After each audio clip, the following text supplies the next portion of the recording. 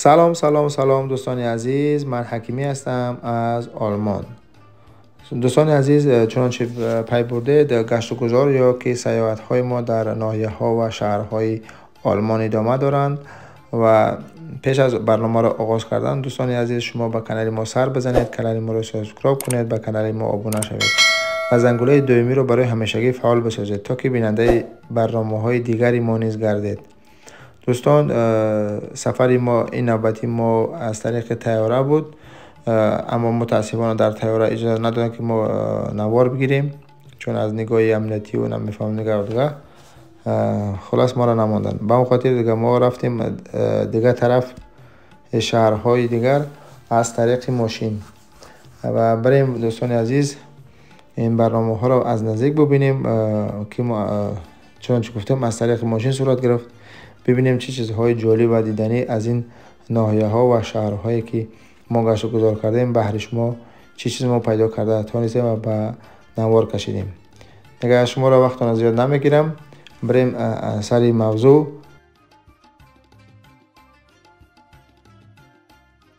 هدف از این برنامه های ما دوستان عزیز شما را هرچه بیشتر آشنا ساختم با عموما اروپا و کشورهایی که من سفر کردم و میخوام که بیشتر و بیشتر شما در باره های ناحیه ها و شهرهای کلان و خرد یا میده این دولت ها آشنا شین و اون خودی دوستان عزیز حتما دستگیری شما لازم است. دستگیری شما چی است؟ یک لایک ماندن، یک کامنتر نوشتن و به دوستان خود فرستادن و بریم با هم این نوار از نزدیک تماشا کنیم.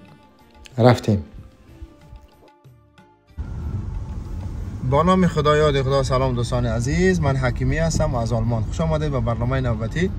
دوستان عزیز، سفرهای نوبتی ما در شهرهای آلمان ادامه دارند. امروز نصیب باشه یکی از شهرهای گفته که گپا نه چندان کلان و نه چندان خردی آلمان را اشاره به نوار میکشیم. این هم باشه شهر لبخ که هم مرز یا نزدیکی مرزی فرانسه می باشد و نصیب باشه ما میریم تمام شهر از یک سر که ببینیم چه جاهای زیبا و دیدنی دارد به نوار میکشیم.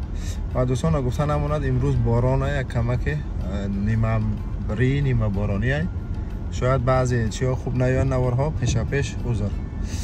و دوستان عزیز پیش از آغاز برنامه شما رو دعوت میکنم که به کانال ما سر بزنید، کانال ما رو سابسکرایب کنید، به کانال ما ابونه شوید و به دوستان خود بفرستید و زنگوله دائمی رو برای همیشه فعال بسازید تا که بیننده برنامه های دیگری ما نیز گردید. دیگه شما رو به خدا پاک میسپارم. ما شروع میکنیم به برنامه نوبتی. دوستان فعلا ما قرار داریم در یکی از کوچه ها و خیابان های شهر لبخ. دوستان عزیز این شهری کوهستانی یا که بگیم تپه و کو پشته داشته و این طرف میریم نگاه خیابان کوچه های این شهر. دوستان عزیز نگفتن آمده این شهر لبخ بسیارتر روسکی عزیزشونی مردم زندگی میکرده قبیل روسهای قزاقستان، روسهای تاجیکستان، روسهای مثلا روسیه، اوکراین و سابق شوروی. خلاصی گپ در اینجا بیشتر به دست هم روسها هم مثلا آلمانی نیمیز هایی که بدن در اون طرف و هم یهودا همه مردم بدن در این شهر. خب اینا میریم دیگه طرف شهر نه چندان کلان است نه چندان خرد، اما خیلی هم شهر بحال، تازه، تمیز، دیگه چی بگم خیلی هم دیدنی. با ما باشه دوستان عزیز. دوستان عزیز ما وارد خیابان مرکزی یا که مرکز شهر لبخ شده ایستادیم و هر دو طرف چندین بانک ها هست، چندین دفترها، آفیس ها و دیگه پاکی جاهای دیدنی و رستوران ها و مغازه های گوناگون. خب چنانچه میدونید خیلی هم هوای بهاری هم هست چون بهاری شده ایستاده است، درخت های نگل کردگیان. دیگه بریم دیگه طرف. خب دوستان عزیز چنانچه میدونید به حساب دیگه مغازه و نویتوان رستوران خیلی هم شهرهای آلمان پیشرفت کردگیان و ما میخوایم که جاهای زیبا و دیدنی شهر را منور بکشیم و بریم چندین خیابان و کوچه های این شهر را با هم ببینیم. حالا گفتن نماند در این شهر هم ترانسپورت یا که چیه ترانسپورت ها و نقلات های شهری خوب براه مانده شده است. در اینجا همه مثلا چیزا هست از قبیل اتوبوس، ترالبوس، نمیفهم پایزهای چی میگن، پایزهای بین شهری هم در اینجا فعالیت دارن، خط دارن، خطاش طرف دستی راست معلوم میشه و میریم این طرف هم کدوم مغازه کلان کافلند به دست این طرف. خب ما رو تا آخر برنامه بیننده باشید دوستان عزیز، زودی زود برمیگردیم.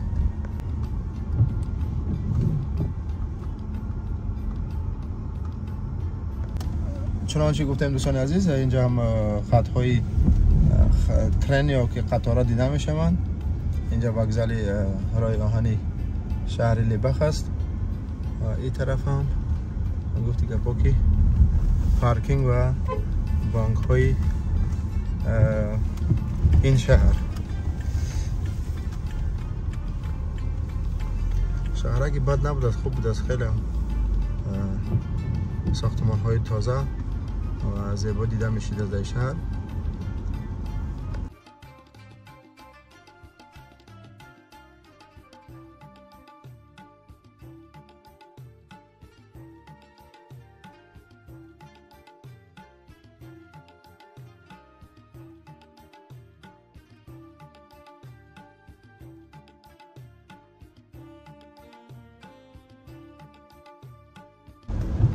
دوستان عزیز چنانچه گفتیم ما در شهر فعلا قرار داریم، در شهر لیبخ. چندان شهر کلان هم نیست، چندان خرد هم نیست، اما در اینترنت دیدم تقریبا 25-30 هزار اهالی داشته است. بعضی چاش مثلا مختلفن، نه که 25-30 هزار اهالی داشته است شهر و میریم نصیب باشه طرفی شهر سربوکینگ که ببینیم شهری با 30-40 کیلومتر اینجا تقریبا دور بوده. من انشالله میرم طرفی سربوکینگ، شما ما را همراه باشید انشالله باز از شهرهای دیگری آلمان را به شما معرفی میکنیم. این هم جاده‌ای که از طرف شهر لیبخ به طرف شهر سربوکینگ میرود. دوستان عزیز چنانچه گفتیم خیلی هم امروز بارانی هم هست، نیمه ابری بود که به شدت بارون بارید است. اگر هم میفهمم که نوارها در اکران هایش مشکله و به هر حال گفتیم بیکار نمونیم، شما به معلومات نمونیم، نوار برداری کرده ایستیم خیابان و کوچه ها را که به شما کمی هم باشد معلومات داده بتونیم.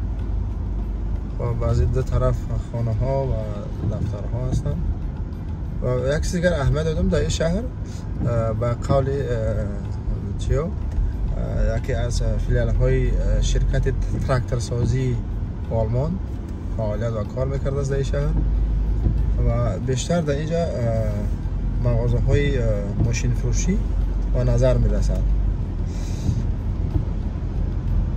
او بالا دم تومانم بدای او دا بالا چی میگن گیدر الکتریک های چی شمالی هست که در اکران هایش ما شاید نتوه برای چون او طرف خیلی هم تومان های اگر هم دو گشت تا خود حساب چیز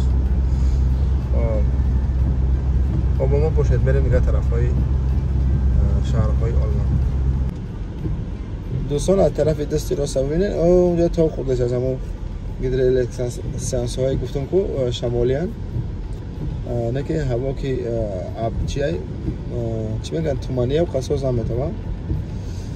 و دوستان منظرهای سرسبزی را بینید خیلی هم سرسبز است تل تپه های شهر و اونجا در چند تا آهوهای نکنم میفهم در شما میبینید نمیبینید در اکران تو ما دیده ایستم آهو را خیلی جاده های گفتی که تپه های سرسبز چونچه پیشتر گفتیم بهار خیلی هم فصل زیبا هم است.